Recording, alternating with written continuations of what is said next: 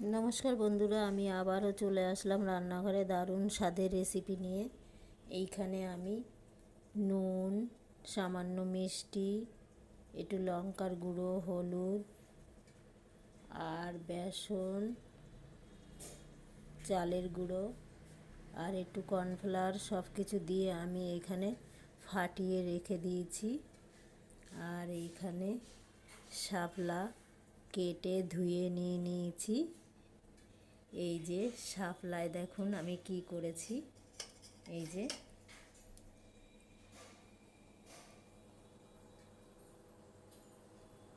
এইভাবে করে আমি এখন কি করতে চলেছি আপনারা দেখতে থাকুন। এইখানে আমার তেলও বসানো হয়ে গেছে, তেলটাও গরম হয়ে গেছে।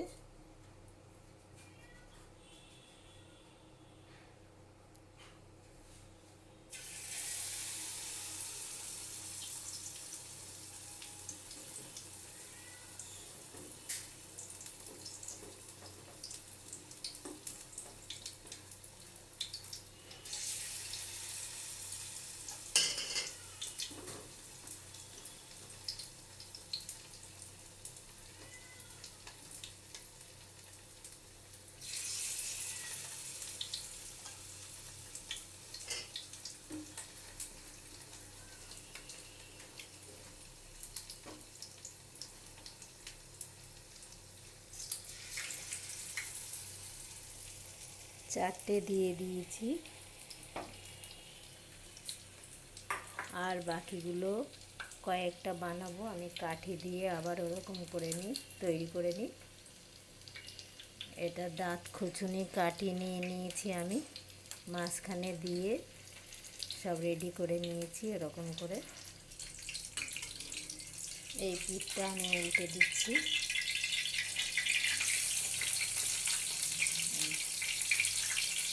কত সুন্দর হয়েছে দেখুন। আবারও আমি কাঠি দিয়ে এইভাবে গেঁথে নিয়েছি। এই যে মাঝখানে কাঠিটা দিয়ে গেঁথে নিয়েছি দাঁত খুঁচুনির কাঠি দিয়ে।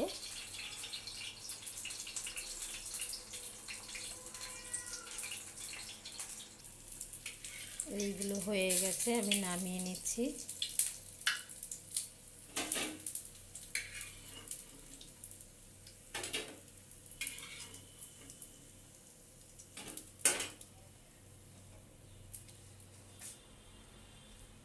আবারও বাকিগুলো আমি এইভাবেই দিয়ে দেবো।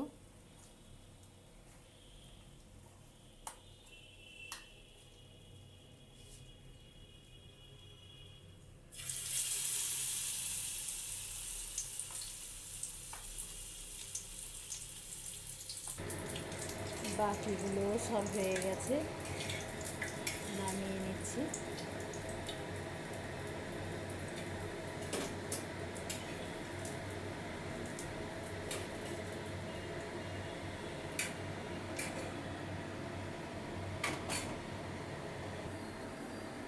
এই যে সব কটাই হয়ে গেছে। কার কার ভালো লাগলো লাইক, শেয়ার, কমেন্ট করবে।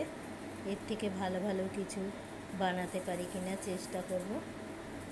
কত সুন্দর হয়েছে, কত ঝরঝরে, দেখো কত আওয়াজ, দেখেছো? খুব মচমচে। পকোড়াও বলতে পারো, বা ভাতের সঙ্গেও খাওয়া যায়, শুধু চায়ের সঙ্গে খাওয়া যায়। কত সুন্দর লাগছে দেখো। আজকের রেসিপি এই পর্যন্ত, আবার আগামী পর্বে দেখা হবে।